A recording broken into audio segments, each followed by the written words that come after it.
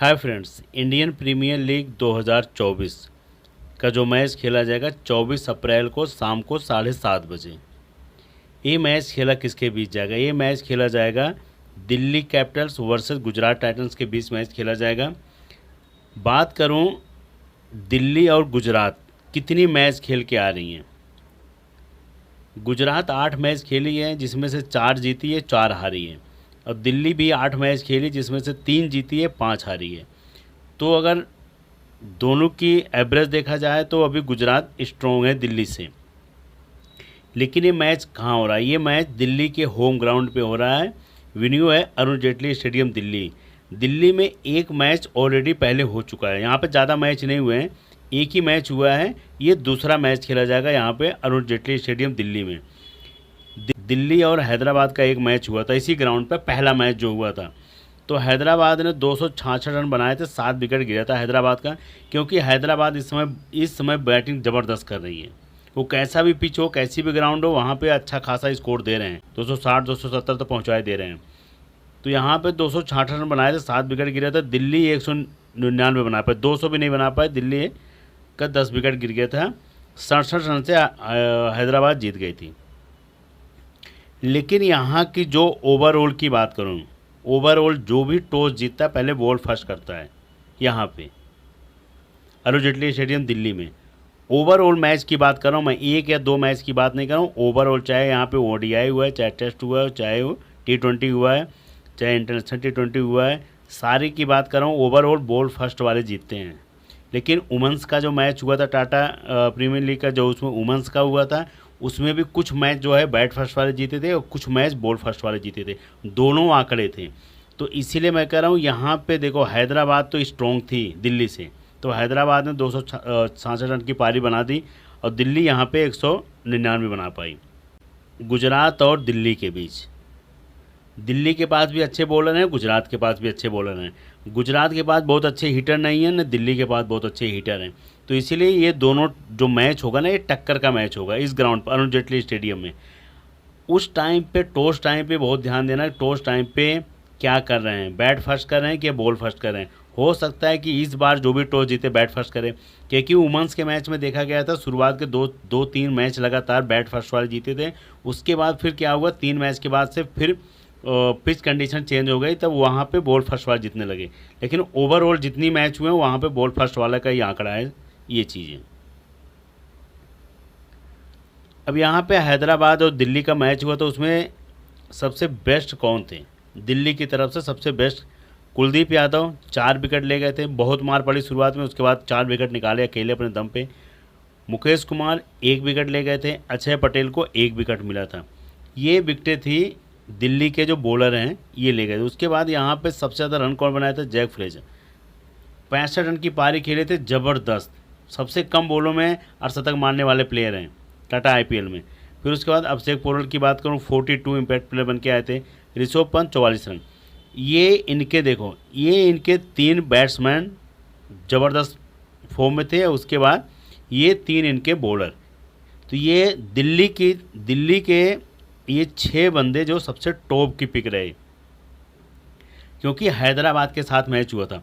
अब ये गुजरात के साथ मैच होगा तो ये समझ लेना, ये जो 6 प्लेयर हैं ना, ये आपके मेगा ग्रैंड लीग की पिक बनेंगे। क्योंकि जब इतनी स्ट्रॉन्ग टीम के साथ बॉलिंग करके इन्होंने विकेटें निकाल ली, जो भी इतना तेज़ मतलब लाइन और लेंथ बिगाड़ देते हैं बॉलर की, हैदराबाद के इस समय बैट्समैन। तो इसलिए मैं कह रहा हूँ उस कंडीशन में कुलदीप यादव और मुकेश कुमार और अक्षय पटेल जब विकेट निकाल सकते हैं तो आप समझ सकते हो कि गुजरात के साथ होगा तो फिर बॉलिंग और कसी होगी। और जो ये तीनों मेगा ग्रैंड लीग की पिक बनेंगे, ये भी तीनों बेस्ट पिक बनेंगे, क्योंकि उस दबाव में इन्होंने रन बनाया है। तो इनके पास अगर टाइम होगा तो आराम से खेलने के लिए तो और अच्छा खेलेंगे। तो दिल्ली की तरफ से ये आपके 6 प्लेयर जो हैं सबसे बेस्ट पिक हैं। इसी उसके बाद जब सेकंड इनिंग में बॉलिंग करने हैदराबाद आई थी, हैदराबाद का जिक्र करना ज़रूरी है। सेकंड इनिंग में जब हैदराबाद बॉलिंग करने आई तो मारकंडे 2 विकेट ले गए थे। मारकंडे स्पिनर हैं। उसके बाद टी नटराजन को 4 विकेट मिला था और उसके बाद नीतीश रेड्डी को 2 विकेट मिला था। ये भी मीडियम फास्टर हैं, स्पिनर नहीं है,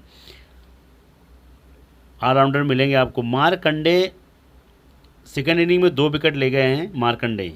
उसके बाद टी नटराजन 4 विकेट ले गए थे, उसके बाद नीतीश रेड्डी 2 विकेट ले गए थे।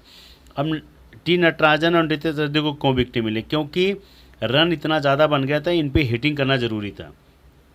और सेकेंड इनिंग में ज़्यादा करके स्पिनर गेम में रहते हैं, अगर रन उतना नहीं बनता तो इतने इनको विकेटें नहीं मिलती। याद इस चीज़ को, क्योंकि रन ज़्यादा बना है तो हर बॉल पे चौका छक्का मारना है। तो उस टाइम पे टी नटराजन सेकेंड इनिंग में वैसे टी नटराजन का बेस्ट बॉलिंग रहता है, उसके बाद मैक मार्कंडे का, ये हमेशा आपको बोलता हूँ। नीतीश रेड्डी रन भी मारे थे और 2 विकेट भी ले गए थे। ये आपकी मेगा ग्रैंडली की पिक भी थे आराम से नीतीश रेड्डी, क्योंकि इनकी परसेंटेज बहुत डाउन थी। अब 17 अप्रैल 2024 का जो मैच हुआ था इनका आपस में, वो मैच कहाँ हुआ था? नरेंद्र मोदी स्टेडियम अहमदाबाद में। किसका मैच हुआ था? गुजरात और दिल्ली आपस में मैच खेली थी, और सबसे लो स्कोरिंग मैच हुआ था इस बार आईपीएल का 2024 का। दिल्ली ने बॉल फर्स्ट किया था, गुजरात को 90 रन भी नहीं बनाने दिया, 10 विकेट गुजरात गिरा दिया। उसके बाद जब दिल्ली बैटिंग करने आई सेकंड इनिंग में तो 92 रन बनाते बनाते दिल्ली के भी 4 विकेट गिर गए। ऐसा नहीं कि 90 रन बना है, 89 रन बना है तो चलो विकेट नहीं गिराएंगे, लेकिन इनकी भी विकेट गिर गई क्योंकि पिच की कंडीशन बहुत ख़राब थी। तो उस टाइम पे जब दिल्ली ने टॉस जीत के नरेंद्र मोदी स्टेडियम में बॉल फर्स्ट किया था, उसके बेस्ट प्लेयर कौन थे? खलील अहमद को 1 विकेट मिला था, ज़्यादा कुछ नहीं। ईशांत शर्मा को 2 विकेट मिला था, सबसे कम परसेंटेज वाले बंदे थे ये। मुकेश कुमार को 3 विकेट मिला था, मुकेश कुमार इनके बेस्ट बॉलर हैं, इनको छोड़ना मत। कुलदीप यादव को विकेट नहीं मिला था, स्टव स्मिथ को 2 विकेट मिला था, अक्षय पटेल को 1 विकेट मिला था। ये है इनका दिल्ली का रिकॉर्ड जब दिल्ली ने बॉल फर्स्ट किया था। ट्रिस्टन स्टेप जो हैं ये स्पिनर हैं, याद रखना इस चीज़ का, मीडियम फास्टर नहीं, ये स्पिनर है ये। और उसके बाद कुलदीप यादव। अब एक चीज़ देखो, समझने वाली चीज़ ये है कि अगर आपके ये 3 बॉलर विकेट ले जाएंगे, चाहे खलील अहमद, चाहे ईशांत शर्मा, चाहे मुकेश कुमार, इन फास्टरों में से 2 फास्टर में से कोई न कोई ज़रूर विकेट ले जाएगा। 3 फास्टर में से 3 में से तो 2 या 1 ले जाएगा, 3 से 4 विकेटें। इसके अलावा अगर इन दोनों को कोई नहीं मिला तब कुलदीप यादव, जैसे अगर मान के चलो खलील अहमद, ईशांत शर्मा को नहीं मिला तो फिर विकेटें कौन ले जाएगा? मुकेश कुमार, कुलदीप यादव ले जाएंगे, ये 100% बता रहा हूँ। अगर शुरुआती की ये तीनों ले गए, खलील अहमद, ईशांत शर्मा आते हैं, उसके बाद मुकेश कुमार आते हैं, अगर पता लगा 2-2 विकेटें ये ले गए, तब फिर हो सकता है मुकेश कुमार को ना मिले, फिर कुलदीप यादव को भी ना मिले, क्योंकि तब इनका ओवर रोक के फिर इनसे बॉलिंग कराया जाएगा, तभी तो रन भी तो बनाना है, तब इनसे रन भी बन सकता है। और वही अगर इनसे दोनों से विकेट नहीं मिली तब मुकेश कुमार और उसके बाद कुलदीप यादव विकेटों की लड़ी लगाएंगे, ये दोनों। और कभी कभी ऐसा भी होता है कि ये जो आपके 3 फास्टर हैं वो एक स्पिनर, तो ये 2-2 विकेटें ले जाते हैं, 2, 2, 4, 2, 6, 2, 8 विकेट ऐसे ही गिर गई। तो इसीलिए कह रहा हूँ कभी कभी ये भी होता है, लेकिन ऐसे 10 मैच में 1 या 2 मैच में होता है कि बॉल जो जिसने टॉस जीता, बॉल फर्स्ट किया, उसके सारे बॉलर 4 बॉलर जो हैं 2-2 विकेटें ले गए। तो ऐसे बहुत कम होता है, लेकिन इसीलिए मैं कह रहा हूँ इन चीज़ पे ध्यान देना। अगर आपका शुरुआत का ओवर गिरता है, क्योंकि 2 ओवर खलील अहमद डालेंगे, 2 ओवर ईशांत शर्मा डालेंगे, 4 ओवर डालने के बाद फिर मुकेश कुमार या कुलदीप यादव को मौका मिलेगा। अगर 4 ओवर में आप 2 विकेट गिरा रहे हो या 3 विकेट गिरा रहे हो तो समझ लेना फिर ईशांत शर्मा, खलील अहमद ही विकेटें ले जाएंगे। और उसके बाद अगर विकेट नहीं गिरा रहे हो, 4 ओवर तक रन बना रहे हो, तो फिर आपके कौन विकेटें ले जाएगा? मुकेश कुमार, कुलदीप यादव। तो ये ज़रूर समझ के चलना और समझ के लगाना, क्योंकि यहाँ पे ड्यू फैक्ट होता है थोड़ा सा, कहते हैं शाम के टाइम पे थोड़ा सा होता है, लेकिन गर्मी का मौसम है, उतना तो मुझे नहीं लग रहा प्रभावित करेगा। और उसके बाद दिल्ली की जब बैटिंग आई तो दिल्ली के 4 विकेट कैसे, पृथ्वी शॉ को संदीप वारियर्स आउट कर दिए थे, उसके बाद Jake Fraser Mike Johnson out किए थे, लेकिन 20 रन बनाए थे। अभिषेक पोलर 15 रन बनाए, संदीप वारियर्स आउट कर दिए। उसके बाद साई होप को 19 रन बनाए, राशिद खान आउट कर दिए। तो इसीलिए कह रहा हूँ बहुत कम रन था, इसीलिए ये लोग थोड़ा थोड़ा करके बना दिए। अगर ज़्यादा रन होता तो फिर बड़ा मुश्किल हो जाता। संदीप वारियर्स को 2 विकेट मिला था, जॉनसन को 1 विकेट मिला था। उसके बाद राशिद खान ने 31 रन की रन भी बनाए थे उस टाइम पे, और उसके बाद 1 विकेट भी ले गए थे। तो इसीलिए कह रहा हूँ कि ये है कम।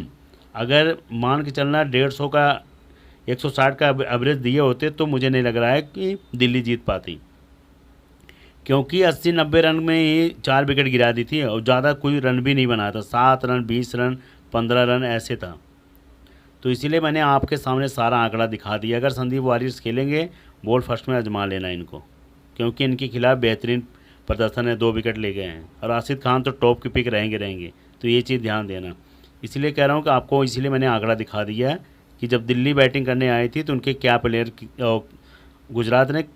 गुजरात के प्लेयर किसने आउट किया है। मोहित शर्मा को विकेट नहीं मिला था, तो इस बार जान लेना मोहित शर्मा रिकॉर्ड बेहतरीन है, तो मोहित शर्मा पे आजमाना। अगर संदीप वारियर्स आपको लगेगा कि अच्छा करेंगे तो इनको लेके चलना, फिर उसके बाद तब राशिद खान तो रहेंगे, संदीप वारियर्स, राशिद खान, ये आपको 2 प्लेयर लेके चलना पड़ेगा, 2 बॉलर। अगर बहुत ज़्यादा अगर आपको लगेगा तो इसमें आप जॉनसन लेके जाना। अगर आपको लगेगा ये राशिद खान और उसके बाद ये संदीप वारियर्स 3-3 विकेटें ले जाएंगे, तो आपको कोई ज़रूरत नहीं है फिर किसी और बॉलर को रखने का। पता लगा एक जॉनसन को 1 विकेट मिल गई तो आपको फ़ायदा क्या होगा इससे। पता लगा अगला वाला बॉलर आया, 2 विकेट ले गया। तो इसलिए कह रहा हूँ कि अगर आपको लगेगा राशिद खान और जो संदीप वारियर्स विकेट ले जाएंगे तो इन्हीं को रखना फिर ज़्यादा करके।